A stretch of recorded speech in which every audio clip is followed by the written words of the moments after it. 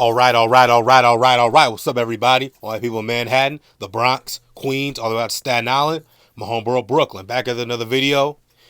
And in honor of Tom Brady's legendary career, I'm going to be doing this video. This is my personal list, my greatest quarterbacks of all times list, my top 10. I can't preface that enough. This is my top 10. It's just my opinion. You're welcome to respectfully and intelligently disagree in the comment section down below. Who would you have in your top 10? That's in my top 10 that you wouldn't have in your top 10?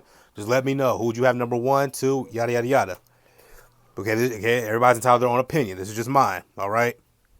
So, obviously, number 1 is Tom Brady. A 7-time Super Bowl champion, 5 Super Bowl MVPs, 3 regular season MVPs, 2 Offensive Player of the Years, 3-time first-team All-Pro, a record 15-time Pro Bowler. He led the NFL in passing touchdowns, led the NFL in 5 times, led the NFL in passing yards 4 times. He's a member of the 2000s and the 2010s All-Decade team. He's the all-time leader in touchdown passes, 624, wins, 243, passing yards, 84,520, and completion, 7,263. And he's a member of the NFL's 100th anniversary all-time team. He, Larry Fitzgerald, and Adam Vinatieri were the only active players in the league at the time who made the list that were still in the league. Okay? Number 2, Tom Brady's childhood hero, Joe Montana. Joe Montana, playing the NFL from 1979 through 1994. He was a 4-time Super Bowl champion, 3 Super Bowl MVPs, 2 regular season MVPs, was Offensive Player of the Year in 1989, a 3-time first-team All-Pro, went to 8 Pro Bowls. He led the NFL in passing touchdowns twice, completion percentage an amazing 5 times. He's a member of the 80s All-Decade team, the 75th anniversary team, and the 100th anniversary team. He finished his career with 273 touchdowns, 40,551 passing yards, and a lifetime QBR of 92.3. Joe Montana gave us some of the most iconic moments in NFL history, like the 1981 NFC Championship game, also known as the catch, and the iconic game-winning drive in Super Bowl 23 when he hit John Taylor in the back of the end zone for the go-ahead touchdown. And in Super Bowl 24, he set the then Super Bowl record for most passing touchdowns in the game, 5. His predecessor, Steve Young, would later break that record. And in 2000, Joe Montana was elected to the Pro Football Hall of Fame. 2000, the same year as Tom Brady, which came Tom Brady's rookie year. Isn't that interesting? Now, number 3, the Sheriff, Peyton Manning. Playing the NFL for 18 seasons, won 2 Super Bowls, 1 Super Bowl MVP, a record 5 regular season MVPs, a 2-time Offensive Player of the Year, a 7-time first-team All-Pro, 14-time Pro Bowler. He led the NFL passing yards 3 times, passing touchdowns 4 times. He's a member of the 2000s All-Decade team and the 100th anniversary All-Time team. In 2013, he set the NFL record for most passing touchdowns, 55, most passing yards, 5,477. And he holds the career record for most game-winning drives with 54. At the time of his retirement, Peyton Manning was the all-time leader in passing yards and passing touchdowns with 71,940 yards, 539 touchdowns, and a lifetime QBR of 96.5. Salute to the Sheriff, who was elected to the Pro Football Hall of Fame in August of 2021. You see him there with his father. Great father-son moment. Okay, number 4. Peyton Manning's former boss in Denver, Mr. John Elway. The greatest Denver Bronco ever. Is not even close. He played in the NFL for, I believe, 16 seasons. He won 2 Super Bowls, a Super Bowl MVP, and was a league MVP in 1987. A 3-time second-team All-Pro, surprisingly. Never made the first-team All-Pro, which is kind of a shame, but it is what it is. A 9-time Pro Bowler. He led the NFL in passing yards in 1993 and is a member of the 1990s All-Decade team and the 100th anniversary All-Time team. John Elway gave us one of the greatest plays in Super Bowl history, the helicopter run in Super Bowl 32 against the Packers, which is also one of the greatest Super Bowls ever played. And the 98 Broncos are one of the greatest teams in NFL history.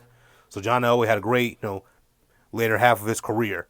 He finished his career with 51,475 passing yards, 300 touchdowns, and 79.9% QBR, and surprisingly 33 rushing touchdowns. In 2004, John Elway was elected to the Pro Football Hall of Fame. Now, this is where it got tough for me. 5 through 10, it got real rough. Because it was tough. Because all these guys, they're real close to me. But my Mount Rushmore is going to stay the same. Brady, Montana, Manning, and Elway. Okay, this is tough, and I'm probably going to piss people off with this, but this is my number 5. Ron. Aaron Rodgers. He was Joe Course drafted 2005 and is currently still in the league, although he might call it a career. He might retire. Aaron Rodgers might walk away too. So don't be surprised if that does happen. Aaron Rodgers, he was the projected number one overall pick in the 2005 NFL Draft. Going back home to play for his hometown team, childhood hero, childhood team, the San Francisco 49ers. Instead they took Alex Smith. There's guys that look on his face like, you got to be fucking kidding me. Aaron Rodgers got his revenge by winning a Super Bowl MVP, 3, potentially 4 regular season MVPs, a 4-time first-team All-Pro, a 10-time Pro Bowler. He led the NFL passing touchdowns twice as a member of the 2010s All-Decade team. Currently, he has 55,360 pass yards, 449 touchdowns, 104.5 quarterback rating. And look at all these records he holds. Highest pass rating in the season, 122.5 in 2011. Lowest interception percentage, 2018. Well, I think that was the year Aaron Rodgers got hurt, if I remember correctly. 402 consecutive passes without a pick. Fastest quarterback to get 400 touchdowns. Lowest career interception percentage. Best touchdown to interception ratio. Aaron Rodgers has 449 touchdowns and only 93 interceptions. Think about that. Aaron Rodgers is a beast, man. He's probably pound for pound the most talented quarterback in NFL history. Although Patrick Mahomes is rivaling him right now. But he doesn't have enough hardware.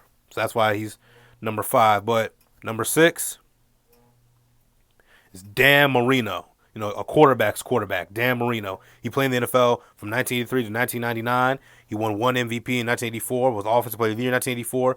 In 84, he set the NFL record for most passing yards in the season, I believe over 4,800, or 5,000 yards, and 48 touchdowns. Both were records broken by Peyton Manning and then Tom Brady, and then Peyton Manning stole the record back. And the passing yards record, I believe Brady broke it, or somebody broke it, and then Peyton Manning got it back. Okay, he was a 3-time first-team All-Pro, a 9-time Pro Bowler, 5 times led the NFL in passing yards, 3 times led the league in passing touchdowns. He's a member of the NFL's All-Century team and finished his career with 61,361 yards, 420 touchdowns, and 86.4% quarterback rating. And this is the famous fake spike game when Dan Marino came to New York or New Jersey to play the Jets, and he acted like he was going to clock, and only one Jets player knew he was going to fake it. And then Marino hit, I believe, Mark Ingram Sr. for a touchdown. The Dolphins beat the Jets. Marino, one of the iconic moments in NFL history. In 2005, Dan Marino was elected to the Pro Football Hall of Fame on the first ballot. Surprise, surprise. Number 7, going with the old-timer, Johnny Unitas, who played in the NFL from 1955 through 1973. He won 1 Super Bowl, Super Bowl 5. He won 3 championships in the pre-Super Bowl era, 1958, 1959, and 1968, I believe. 1968, he has 1 Super Bowl win, 3 regular season MVPs, 5-time first-team All-Pro, a 10-time Pro Bowler, 4 times he led the NFL in passing yards, 4 times he led the NFL in passing touchdowns. I believe he had the record for most consecutive games with a touchdown pass, 47, I think, and I believe Drew Brees broke it. He's a member of the 1960s All-Decade team. He's a member of the 50th, the 75th, and the 100th anniversary all-time team. He finished his career with 40,239 passing yards, 290 touchdowns, and a 78.2% quarterback rating. Johnny Unitas unfortunately passed away on September the 11th, 2002, 1 year after 9/11. Ugh. And he was elected to the Pro Football Hall of Fame, I believe, in 1979, I want to say. That was his first year of eligibility. Number 8, Brett Favre, the NFL's Iron Man. What Cal Ripken is to baseball, Brett Favre is to football. He won 3 consecutive MVPs in 95, 96, 97. That last one he shares with Barry Sanders. He won 1 Super Bowl. He was a 3-time first-team All-Pro, an 11-time Pro Bowler. He led the NFL passing touchdowns 4 times, passing yards twice. He's a member of the 90s All-Decade team, the 100th anniversary all-time team. And he finished his career with 297 consecutive starts. And he finished his career with 71,838 passing yards, 508 touchdowns, 86% QBR. Excuse me. Brett Favre at the time of his retirement was the all-time leader in passing yards and passing touchdowns. He was the first quarterback to get 70,000 yards, 10,000 passes, 6,000 completions, 500 touchdowns, and 200 wins and victories over all NFL franchises. He was the first to do that. My thing with Brett Favre and why he's so low, He led the NFL in interceptions multiple times, and he always choked in the big. Like he played like in the 21st century, in the 2000s, Brett Favre had some terrible playoff performances. Like against the Rams in 2001, he threw six. I believe he had 6 interceptions. Of course, we don't know the interception where he just against the Eagles where he just chucked it up the middle of the field and Brian Dawkins picked it off. And of course, the interception in overtime, the NFC Championship game against my Giants. Thanks for that, Brett. And of course, the one against Minnesota, or excuse me, the one against New Orleans when he was on Minnesota. In 2016, Brett Favre was elected to the Pro Football Hall of Fame. Despite all that, he's still an all-time great quarterback. Cannot be denied. Number 9, Bart Starr. Played in the NFL from 1956 to 1971. He won the first 2 ever Super Bowls. Was the first 2-time Super Bowl MVP. He won one regular season MVP in 1966. Oops. Apologize for that. He's a member of the 1960s All-Decade Team. He retired with 24,718 passing yards, 152 touchdowns, 80.5% QBR. He also won NFL championships in 1961, 1962, and 1965 prior to the Super Bowl era. Of course, Bart Starr. Here's Bart Starr in the legendary Ice Bowl game, aka the 1967 NFL Championship game against the Dallas Cowboys. Vince Lombardi's last hurrah. And Bart Starr was elected to the Pro Football Hall of Fame, I believe, in 1977, if I remember correctly. And finally, number 10. Now, this was tough, but I went with Otto Graham. Played in the NFL, played in the All-American Football Conference, and then the NFL from 1944 to 1955. He won 4 consecutive All-American Football Conference championships, 46, 47, 48, 49. Then they merged into the NFL. In their first year in the NFL in 1950, the Browns won a championship. He won 3 NFL championships, 50, 53, and 55. 3-time regular season MVP, 4-time first-team All-Pro, a 5-time Pro Bowler. Twice he was the NFL passing yards leader, the NFL passing touchdowns once. He's a member of the 50s All-Decade Team, the 75th Anniversary Team, and the 100th Anniversary Team. He retired with 13,499 passing yards, 174 touchdowns, 78.2 quarterback rating. And for all you don't know, he won a professional basketball championship with the Rochester Royals, now known as the Sacramento Kings.